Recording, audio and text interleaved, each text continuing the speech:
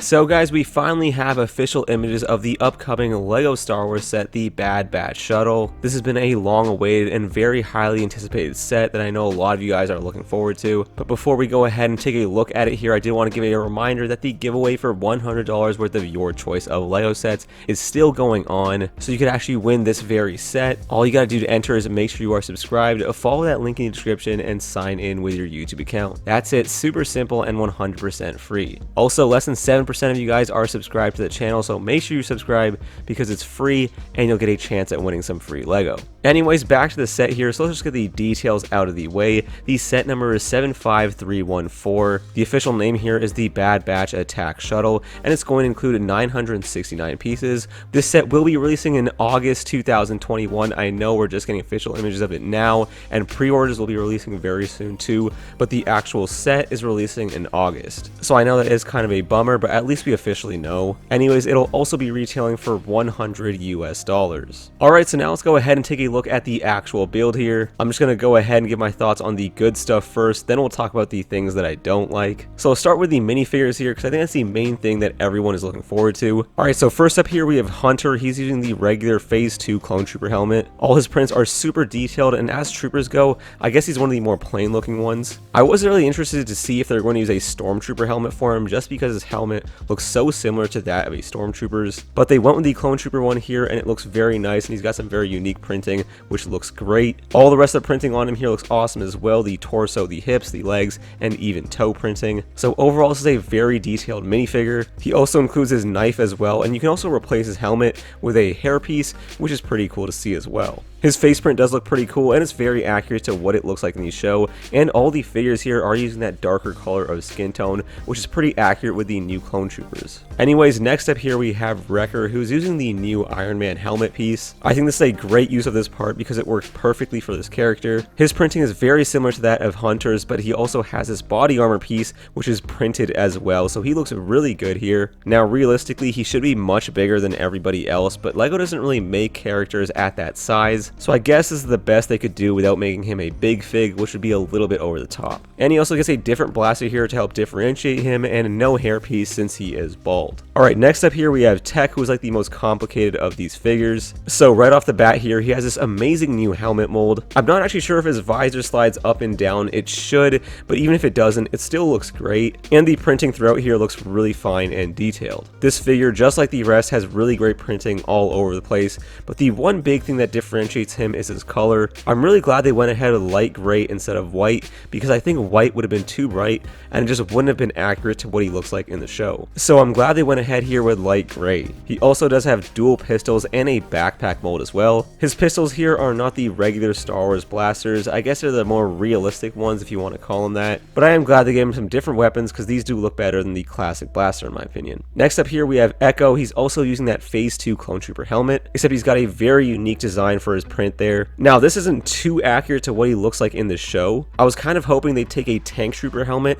and then print on top of that, just because I think that may be the closest, most accurate thing to what he has in the show. Either way, LEGO doesn't really have a mold that's completely accurate to what he wears, but again, this doesn't look too bad, and I guess it does work. The torso prints and leg prints look good as well. I am a little bit disappointed they didn't include a comma for him, because he does use one in the show. I'm not sure why they didn't include it, but they went with a printed one here instead, and I guess it looks fine. He has a pretty good head print here as well, and he also uses a lighter skin tone here because he is a little bit more pale in the show. And on top of that, he has some really nice arm printing as well on the one robotic hand. Now, that really shouldn't be a hand, but I guess LEGO didn't want to go the extra step and give him a new mold, so they just gave him a regular gray hand piece, which I guess is sort of fine. This is probably the laziest of the figures and the least accurate, but again, it's still a cool looking minifigure. And now this is going to be a little bit of a spoiler for episode 1 of the Bad Batch, so skip this if you guys don't want this spoiled, but we do have Crosshair here in his Imperial outfit. Overall, it's not that complex looking of a figure, but then again, it doesn't really need to be. His suit is pretty simple in the show, it's pretty much just all black, but I do like that they use the Phase 2 helmet here,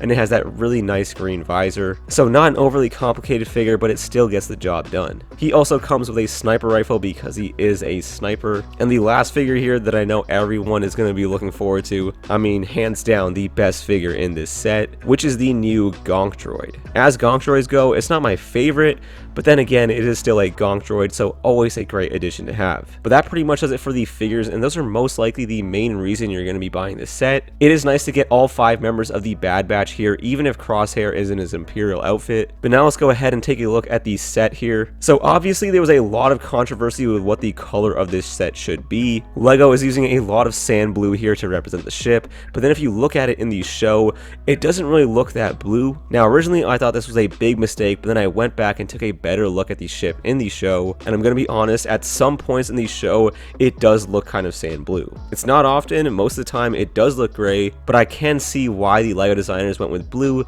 instead of the gray. Either way, I do still think gray would have been a better color to go with here, but I can see why the designers did what they did, and honestly the color isn't too big of an issue now. But the color aside, I do still have bigger problems with this set. Starting with the ship itself here, it is just way too small. Now with the official images here, we do know that it can seat 4 members of the Bad Batch, and also it looks like it has a compartment for a 5th one there, which I guess maybe also for the Gonk Droid, and I guess that's kind of okay with the scale they went for here, but in general I do think the ship should have been much bigger, and it should be able to fit 5 minifigures easily, because the ship in the show is quite big, and honestly this set could have been bigger. I did want to mention that top fin as well. I am a little bit disappointed with the way they built this up. One side is studded and the other side is anti-studs, and as shuttles go, that's just not the greatest look. We've seen them kind of fix this with other shuttles, so that way it only shows like the side of the bricks, or has studs on both sides. And here it's only on one side, which kind of just throws the look off a little bit. Also in this set we get 2 speeders, starting with that lime green one. Now we haven't seen this in the show, but as speeders go, it does look pretty cool. It looks a lot more unique than some of these speeders that we've got before, and I guess it's a nice addition. But one of my big problems with this set is this inclusion of this other bark speeder. Now for those of you guys that don't know, this speeder right here is the exact same build as the speeder that we got in the 501st Battle Pack, and I said the same thing when it was included in that set. So the speeder was just added to the set to bring up the piece count and increase the price. Like the 501st Battle Pack should have easily been like $15, the regular price of a Battle Pack set, but instead it had this high piece count because of the speeder, and because of that the price was increased. And they kind of did a similar thing here with this set. The speeder is really not needed. I mean, yes, I guess Crosshair needs a vehicle to ride, but this speeder is completely oversized. But this speeder is just completely oversized, and it just brings up the price unnecessarily. Like they really should have removed this speeder and just put those parts to the actual shuttle to make it a lot bigger. Like I get it, LEGO wanted to hit a specific price point here, but just add those pieces to the actual ship, don't include it as a speeder. So I really don't like that at all, but it is what it is, and I guess if you're a big fan of bark speeders, this is a great day for you. For the play features here, you can open and close the wings, obviously. You also get some spring-loaded missiles and some stud shooters for the speeder bike. And yeah, I guess that pretty much does it for this set. There's your first official look at the Bad Batch Shuttle. Honestly, I'm not the biggest fan of this set. I think it could have been much